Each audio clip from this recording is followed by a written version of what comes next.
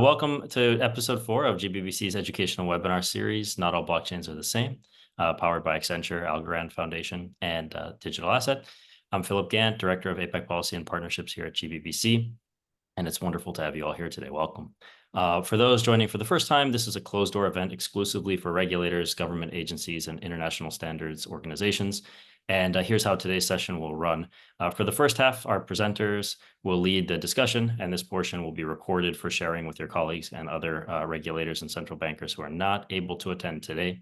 Afterwards, we will stop the recording and allow for an open, off-the-record Q&A session. And this is really a space for you to ask questions freely and to foster candid dialogue. These questions will not be recorded, notes or minutes will not be circulated, and we want this to feel like an informal and comfortable session where these kinds of discussions and questions are encouraged. The aim of these sessions is to bring clarity to the world of blockchain by focusing on the unique aspects and practical applications of different technologies. Designed to move beyond the hype, it offers an in-depth look at layer 1 blockchains, highlighting their development, unique features, and how each addresses compliance and regulation. Today's episode will feature the Algorand Network, an energy-efficient, quantum-secure, single-layer blockchain with instant finality, consistently high throughput, light environmental footprint, and low fees. Builders on Algorand are creating protocols and companies that solve important problems at global scale: instant payments, disaster zones, self-sovereign identity for the disenfranchised, supply chain traceability for global commerce, permissionless protocols addressing financial inclusion, and the creation of entirely new markets through tokenization, just to name a few. And you just took my whole presentation, Philip. Now I have absolutely nothing to say anymore. Just the abstract. We're thrilled to be joined today by Stacey Warden, CEO of Algorand Foundation, and Graham Dixon, Chief Legal Officer at Algorand Foundation. And Stacey, an economist by training, is on the advisory committee of the Financial Technology Association and the UN Capital Development Fund, and chairs the board of the Rwandan Capital Market Authority.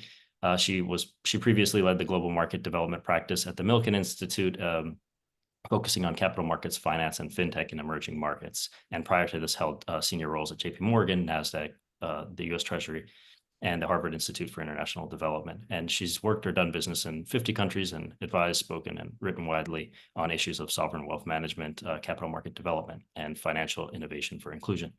Graham joined the Algorand Foundation in October, following 5 years as Group General Counsel at CoinShares, a leading European digital asset manager. He has extensive experience in navigating the fast-changing crypto regulatory environment in the UK, Europe, and the US. Graham is an English qualified securities lawyer and has practiced at Linklaters and later White & Case, advising issuers and financial institutions on complex international capital markets transactions. And at Algorand, Graham leads initiatives and activities in strategy, legal, operations, and government affairs. So thank you so much to all for being with us. And Stacey, I'll turn it over to you. Okay, so thank you. First, before I start, let me say that I did have the honor to serve as the chair of the Rwandan Capital Markets Authority for 7 years, but I am no longer the chair. They have a very well-qualified Rwandan in that role right now. So I thank you all for coming. There's a fair amount of nonsense in this industry sometimes, and so I'm always heartened when regulators still take an interest in it, still think that, potentially there's something really real here. And that's what I'm going to do in this talk. I'm just going to try to give everybody a sense of the taxonomy of the kinds of things that a blockchain can do and how, and at its core, it's a pretty terrible database at the end of the day. So there are situations where it's really fit for purpose and situations where it's not. And I'm going to try to take us through a couple of those so that we have a way of thinking about where a blockchain can be best utilized.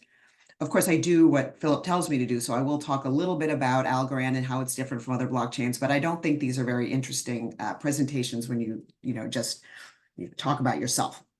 And I am joined here by my Chief Legal Officer, Graham Dixon, and we have an agreement whereby all compliments and softballs will come to me. All problems and difficult questions and gotchas will, of course, be directed to Graham. So that's how we roll at the Algorand Foundation. I also love to be interrupted. So if you have a question or you want to push back on something or anything like that, let's make this interactive. I'm totally up for that. So let me just start with, I know you all know what a blockchain is, but let me just say a couple of things for framing. If I'm to be a bit glib, I would say that the history of financial innovation for the last 15 years is really that banks they each have their own balance sheet and they need to reconcile between them. And that system of reconciliation, which is sending messages back and forth amongst each other, has gotten better. It's gotten more efficient, it's gotten cheaper, it's gotten faster. We went from T+2 to T+1 settlement. These are all very big achievements, but the technology is that's what the technology is. And a blockchain is a very different technology. A blockchain is one ledger. So it's one balance sheet that everybody has line of sight into. So it's not really an improvement. It's a completely different approach.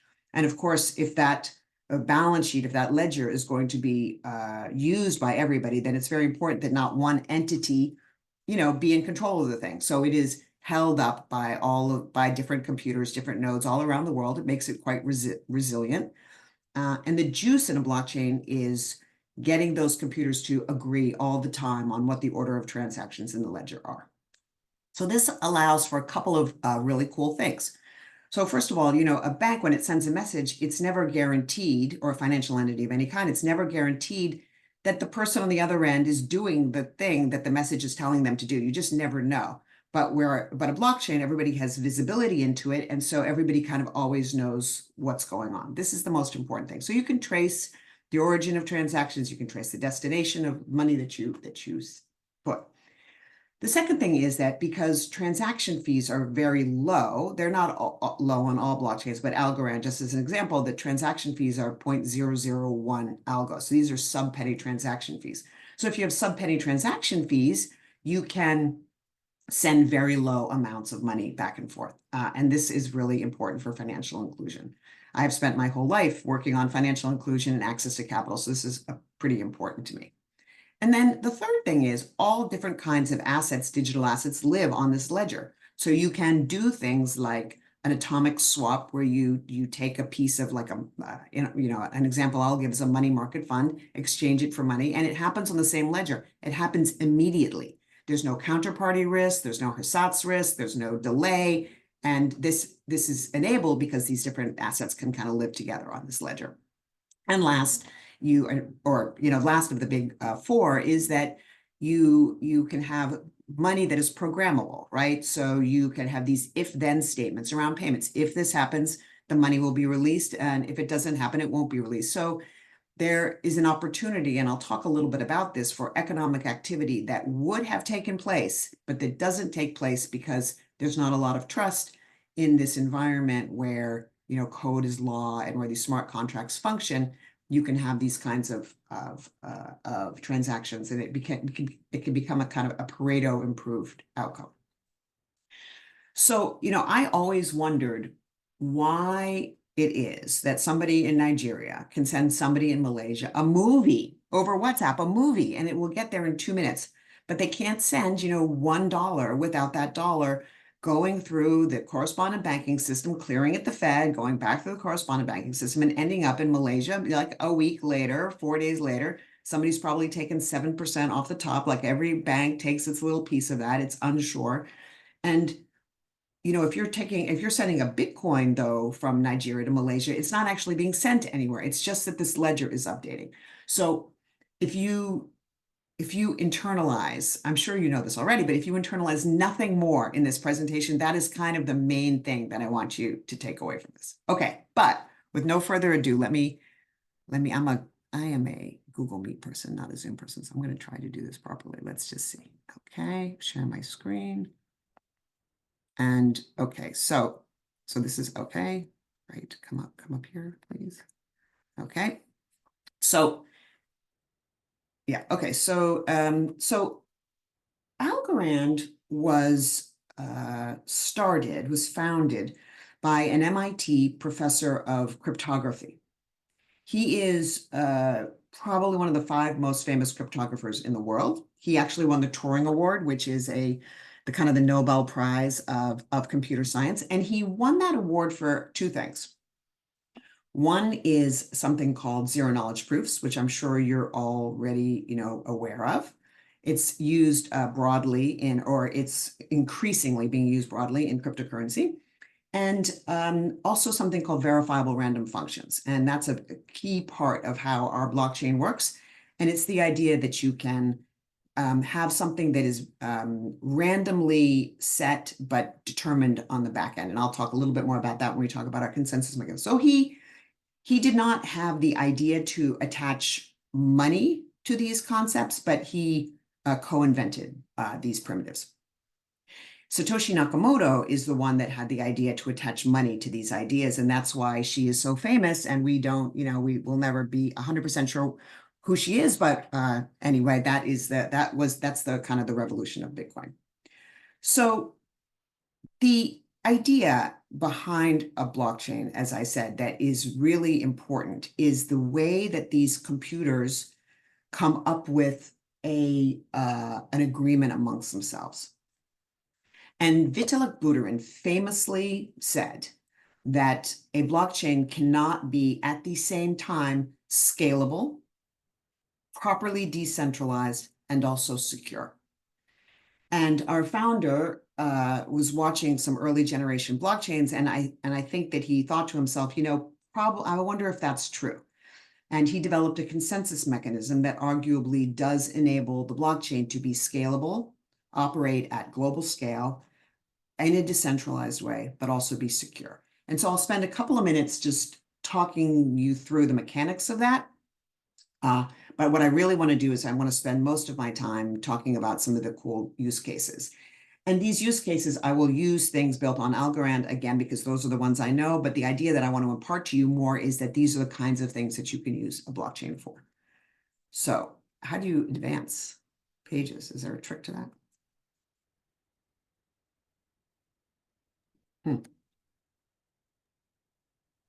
Okay, let me. Should do it outside of the Zoom thing, perhaps just on your screen. I know, but it doesn't seem to want to. Let me stop sharing and start again here. Sorry about that.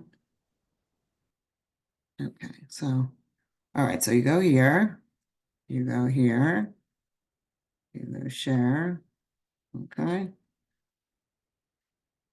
Screen sharing. Oh, here we go. Okay. All right. It has been operating, it's never gone down for a minute. I'm talking now about the blockchain, not about my Zoom skills, of course. So as I said, it's all about getting these computers to agree with each other. And the way that this works on Algorand is that you propose a block, about 10 proposers win to propose. And then a committee is formed. They pick a winner out of those 10. Then another committee is formed, and they look at the transactions in the block and they ensure that they're okay. This happens in these 3 rounds, and it happens in less than 3 seconds. But there's a couple of things to know about this. One is that the way that you earn the right to propose a block is that you run this little verifiable random function. It's called a VRF function. And it's like a little slot machine. Every algo runs a little slot machine. Now, Graham hates it when I use the word slot machine in front of regulators, but I assure you that this is just an analogy. It's just a visual, right? So every algo is running its own little, and he won the Turing Award for this. It's running its own little slot machine. And if 3 roosters come up, that means that algo is selected to propose the next block. Now, of course, the more algos you have to stake the network and the security of the network, the higher your chances are of getting selected. Then, 10 of those are picked, and then everybody runs another little lottery, and about a couple of thousand of those are picked. They look at those 10 and they pick the one with the lowest hash function. You don't really need to know anything more about that. And then another committee is formed. They run their little lottery, and then they decide that block's okay.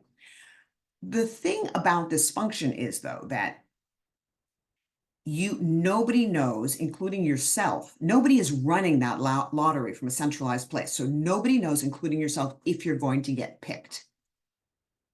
And this is where the security of the network comes in, because in a typical proof of stake system, the vector of attack is pretty clear. Attack that guy. He's the guy with the big stake, And so you don't want anybody to know before the block is proposed who's proposing the block, because that would be your way in to do something nefarious, right? The second thing to know about this is that this blockchain does not fork because of this committee process. So in Bitcoin, famously, you, and I don't want to go on too much of a tangent here, but you run a race to see who can solve this problem the fastest. If there's a tie, then there's a bit of a fork. And then the next person for the next block appends to the side of that fork, which has the most work. And then again, this happens again. And then after an hour, they say after 10 blocks I mean, 10-minute blocks are formed, you know that that transaction is final and then all of the other transactions on the rump fork, they go back into the ether and they're picked up later. And so there's all this contingency planning that has to happen with blockchains that are like this. And Algorand is unique in the idea that because of these committees, if something goes badly, the blockchain will stall. It never has. I feel like I tempt God every time I say that, but it never has. But it will stall. It will not fork. That means that the minute you hit the enter key, your transaction is final. And so what we tend to do is go after those use cases where that is required. It's not 17 minutes later. It's not 2 minutes later. It's not a few milliseconds later. It's instant. And so particularly in financial transactions, this is going to end up being very important to the companies that build on this. So this is the consensus mechanism broadly. This happens a little bit under 3 seconds. And the protocol can handle about 10,000 transactions per second.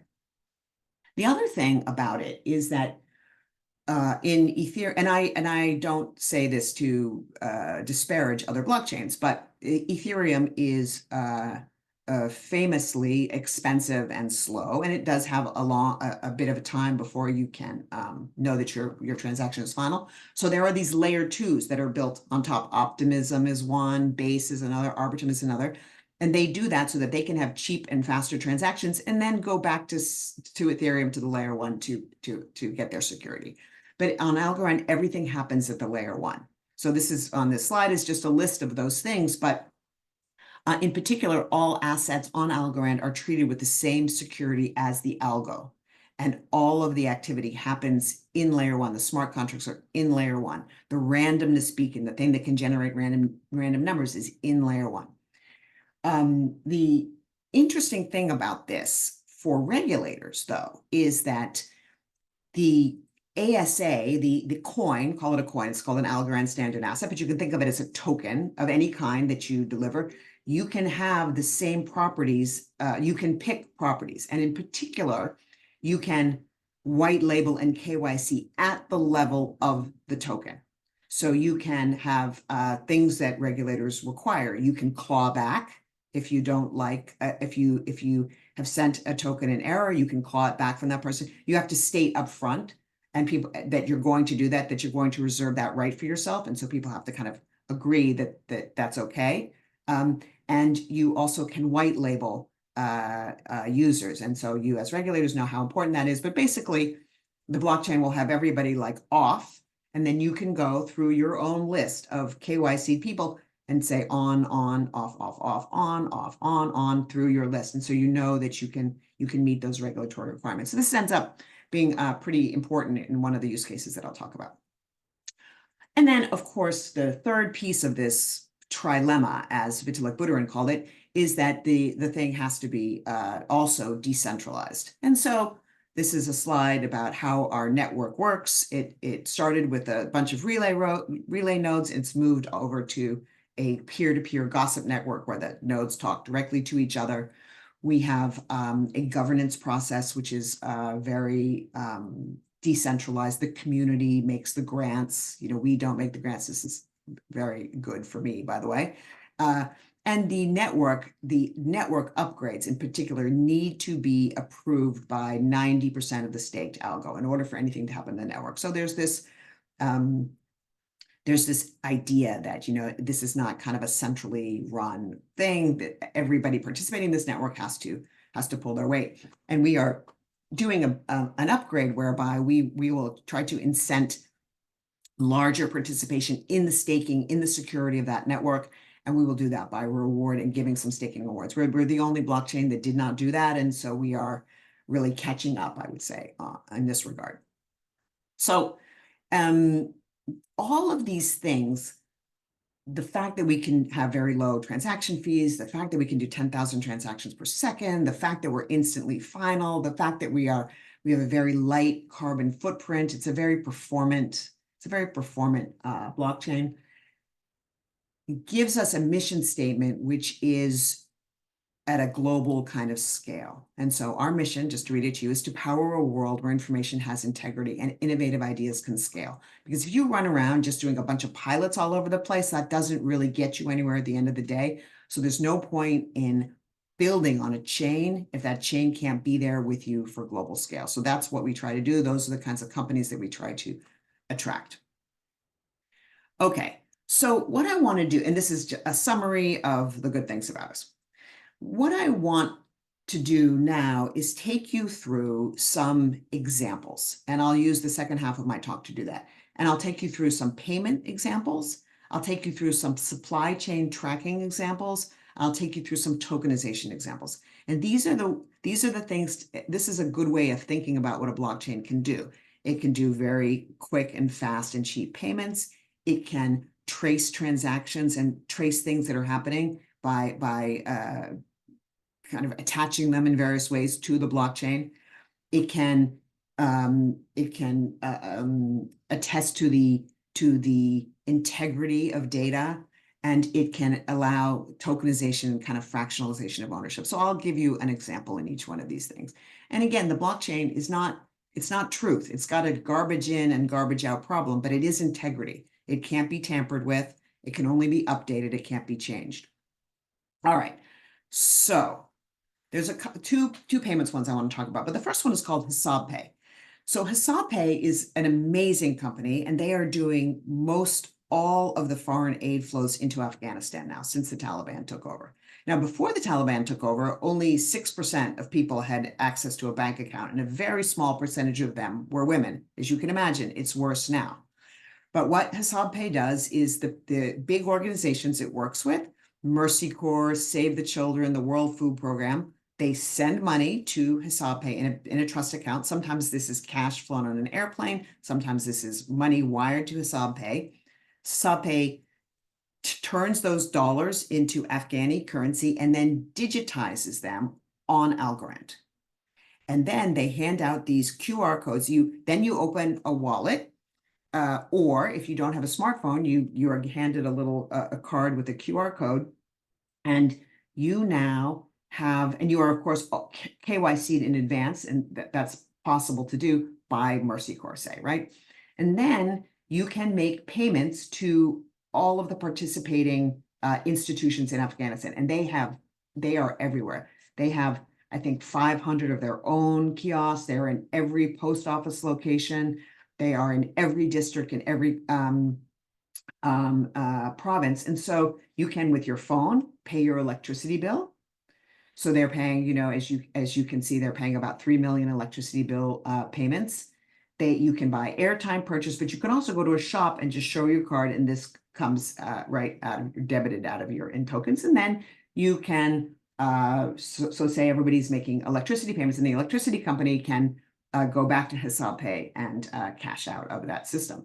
Now, why is this important? Because you need to understand where money is going in HisabPay, and anywhere, but you can trace on the blockchain. So they have even said, what the auditing, we are here to help you with your auditing and with your compliance, and to reduce the compliance burden that these aid organizations have, because the aid organization can just say, have a look at the blockchain. You can see where all of these transactions took place, who had them. And by the way, then you can match it up with your database and have a sense about how this money is being spent. Is it more women or more men? Do men tend to spend money, the racetrack, and women tend to spend more money on groceries? Not to be sexist about this, but that might be, and you could have some understanding of that if you're an aid agency. So this is one example of a company building on Algorand in payments. The other one is the Care Wallet. This is not payments. The payments are happening through a credit card from the aid agency, but the identity is handled on Algorand.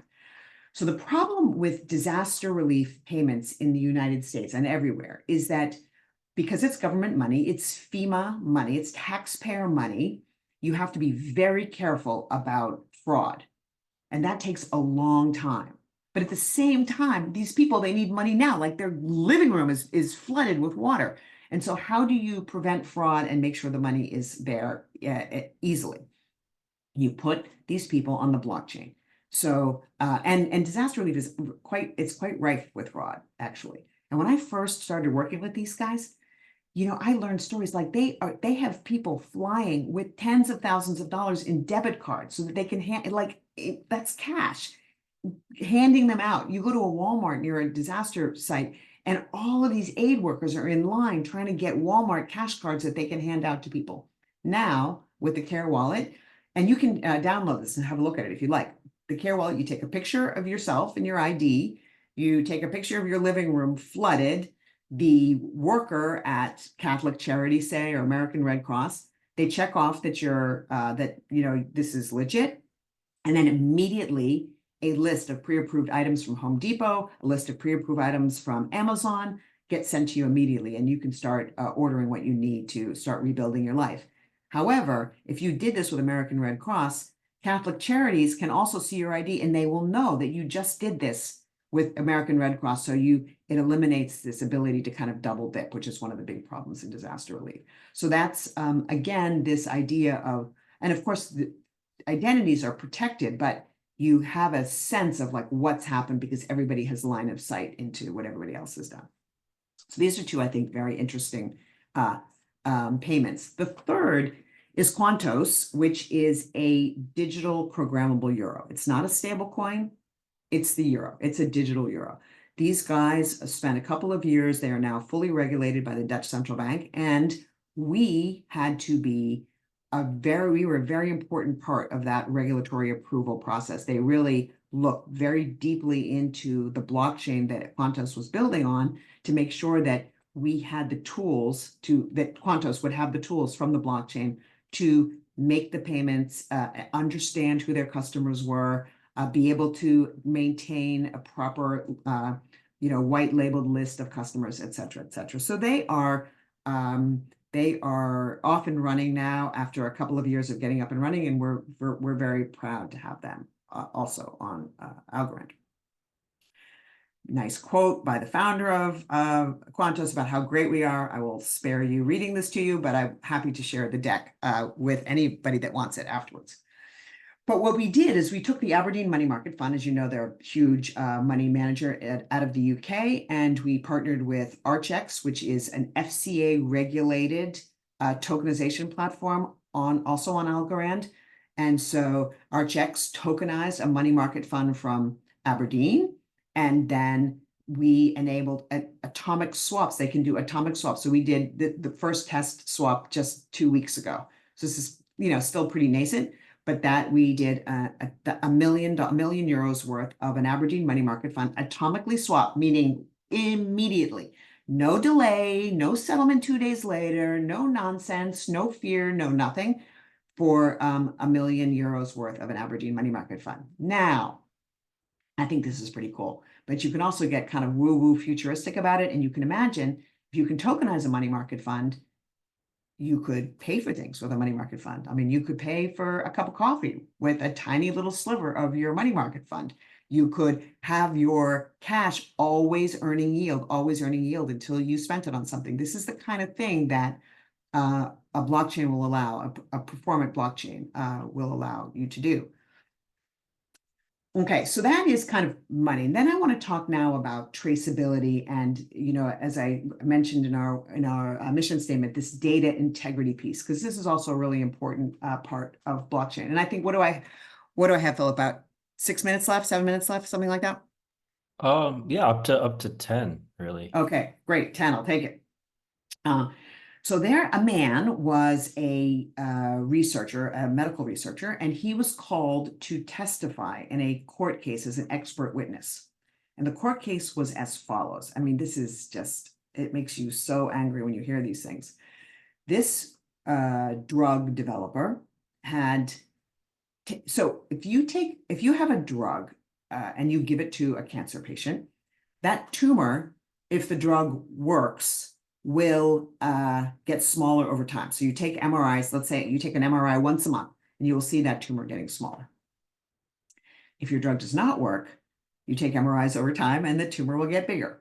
So one thing that you could do if your drug does not work is you could take those MRIs over a period of a year and reverse the order of them. So that the big one shows first in month 1, then the slightly smaller, then the slightly smaller, and slightly smaller. And he was testifying against somebody about a trial where somebody was accused of doing this. And he walked out of that courtroom and he said, what if we could timestamp at the machine level these MRIs and do other kinds of things so that you couldn't cross against patients either? So he has partnered, and I don't know if this is completely inked, but he's partnered with a big MRI machine company. And now the MRI comes out. I mean, I think this is pretty terrible that you even have to do this, but timestamps that MRI when it comes out of the machine. And because it's instantly final, there's not even a minute in there where you can muck around with the thing. You get your timestamp and then you can see, and everybody can believe that this tumor is either getting smaller or it's getting bigger. And so he started this project, and he's got his first partnership with the Gates Foundation, and they're doing these MRI scanners in the field, and they're now using it in 5 different projects. So he's I love this one. So he's fighting the good fight over there against medical research fraud. More on track and trace is a company called Finboot, and they do tracking for the oil and gas sector, which is a very highly regulated, as you know, sector. And they work with, I mean, I didn't know who any of these companies were, and I was laughed at for not knowing who they were, but Repsol, Cepsa, Evonik, and Sabic, very big companies in the oil and gas sector. And so what they do is they digitize the oil and gas from the origin, and they follow it through all the way the refinery process. And of course, you can do this. The combination of kind of Internet of Things and blockchain, you get the timestamp, you can see on the blockchain, and you can trace where it's been in every step of the way. Another company that does this is called WholeChain. They work specifically with the cosmetic industry. You know, the Estee Lauder say they do not want, you know, animal tested or not good ESG country origin for their makeup products. And consumers care very much about this stuff now. So they track all of these things, and they track it because they can provide item level traceability on the blockchain. And they, as they like to say, from source to shelf. And anything that a particular cosmetic company say cares about, they can stipulate up front, and WholeChain is able to track that what they care about over time. So we did payments, and then we did tracking and tracing, and now I want to talk about tokenization. I'll talk about one where it's not fractionalized and one where it is. So the most arguably unfun commercial relationship that you have in your life is with your airline company. A company out of Argentina called Travelex decided that the reason for that is that, you know, you don't want to go on the trip that you thought you were going to go on. And so you try to, you know, give your ticket back, and no, you can't, you know, they're going to take a $200, you know, handling fee. Like, what is that? They're going to say, no, you can only fly in the same route within a year. You have all these kinds of rules. It's not good for consumers, and it's not good for the airlines, because nobody likes to be hated by all of their customers. So Travelex, and you can do this through a blockchain mechanism, they created a market that didn't exist before. They turned an airline ticket into something that you don't really own into something that you do own. So they take an NFT of your travel ticket, and then you can sell that travel ticket on a market. So if you are a young woman going off to college, your freshman year, you don't have a ton of money, so you buy a plane ticket home all 4 years for Thanksgiving. But, you know, you meet a guy, sophomore year, you don't want to go home. You want to go off with your boyfriend and have some kind of vacation. You could sell that ticket to somebody else. If you are a flyer with a lot of points and a lot of perks, you could also transfer those perks with the airline ticket. So this is a this is a very exciting company. They have now signed with two companies, two airlines, one in Argentina, one in Mexico, and they've just completed a deal with a third, but nobody knows what it is. They're being very coy about this big announcement. But if you go to the first airline's website, for example, it's called Flybondi. If you go to that website, you will see a marketplace of tickets that people can buy. It doesn't say TravelX. It doesn't say Algorand on there. It's just a marketplace to buy airline tickets. So again, the idea that you can turn this thing into something that you own, not that you like have a right to use, is one of the things that blockchain enables. Another example of tokenized ownership is with a company called Lofty. This is one of the bigger companies building on Algorand. They tokenize real estate, rental properties for real estate. So rental property income is a very good source of income. It tends to be not very highly correlated with other sources of income, which is a good thing.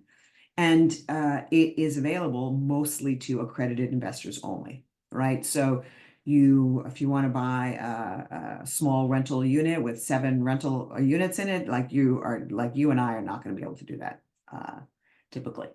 So Lofty came up with a fractional ownership model where for as little as $50, you can invest in a rental property and have, if you invest $50 and the property is worth $500, you get 1/10 of that rental income of that property. And that is what accrues to you. The other interesting thing, so of course, it opens up it brings liquidity to that market, and it opens up a really interesting asset class to households that didn't have access to that asset class before. They have, about 200 odd owners per property on average, which I think is pretty cool. And they organize this. The other interesting thing about this is they organize this by, and you should check out their website because they have a very nice user experience on this website, but they organize each property by like a DAO. So the property ownership is owned property by property by property. So if you are an investor in this property, you have access to all of the rental documents. You can see, how often does the cleaning crew come? Who was the last renter? Who's the realtor? Who's the property management company? And these DAOs, they one time fired a property management company because they didn't like the way the property was run.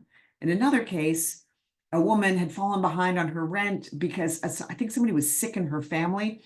And so they let her skip a couple of months and pay later, like they gave her a break on this thing. So you get to decide. It's like a homeowners association committee that's all like done digitally, how you want to run your properties, because you're an owner of this property.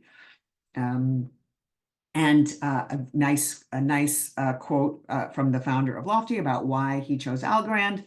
I'll just point you to never a single failed transaction since we went live. And then I think this is the last example I have. It's around tokenizing agricultural harvest. So everybody knows, all regulators know that the futures markets, of course, originated with agriculture because you needed to have some idea of what the harvest price was going to be before you started planting, so you could understand, how much you could invest in making the crops grow. And so AgroToken has taken this to the next level, where you can understand what that income is going to be in harvest, tokenize it, and be able to get cash for what you're doing for now, so that you can use that cash before harvest time. And so this is a very interesting way of providing income so that you can get supplies, you can pre-fund the things that you need, and these tokens trade on the Argentinian stock exchange, actually. So, and I think it's also available in Brazil. So these are the reason that and again, of course, it's all about scale. So I'm going to stop sharing and just end by saying that this is the fun stuff about working in blockchain, right? It's not about like meme coins or whatever. It's about having these companies that are really trying to create markets where they don't exist, to work on things like financial inclusion, to improve access to capital. And that's, I think that's why we're all here. So I'll stop there. Thank you so much for your time. Thank you so much, Stacy, and thank you to all.